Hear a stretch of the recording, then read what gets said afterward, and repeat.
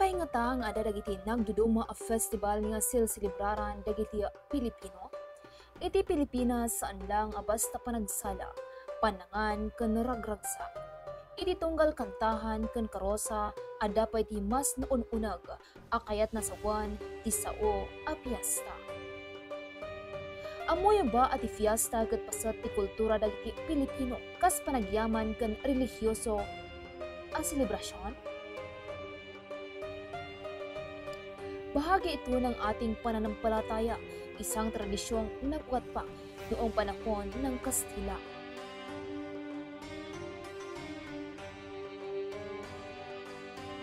Bawat bayan may kanya-kanyang patron saint at bawat pista ay isang panata ng debosyon.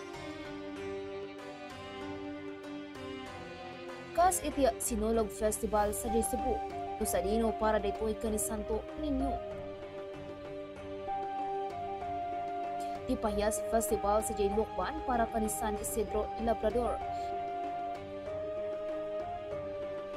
Kan tinapintas nga ati-atihan sa Jaya Atlana. Kan syempre mga kabombo, adagarod nga maiparparangarang kan maiparpanakalmo ti Panagdunga Festival iti siyudad ti Baguio.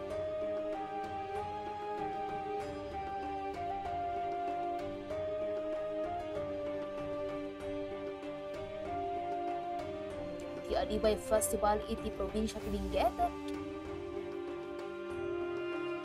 Langay Festival iti Mountain Province ken Dumupay. Pero hindi ito tungkol sa relihiyon. Ito rin ay panahon ng pagkakaisa. Ngunit muling nagsasama ang mga pamilya, kapitbahay at komunidad. Lahat ay handa kahit hindi invited. Sa simpleng handaan o sa ingranding parada, ang pista ay buhay na kultura ng mga Pilipino.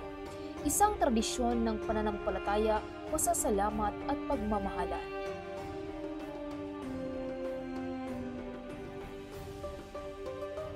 Habang nagbabago ang panahon, patuloy nating dalhin ang diwa ng pista hindi lang sa kalye, kundi sa ating puso. Katsapay kuma mga kabombo, tanda nga mapagtalinaad data, iti pala ang kultura, iti tunggal fiesta, iti pagilian a Pilipinas.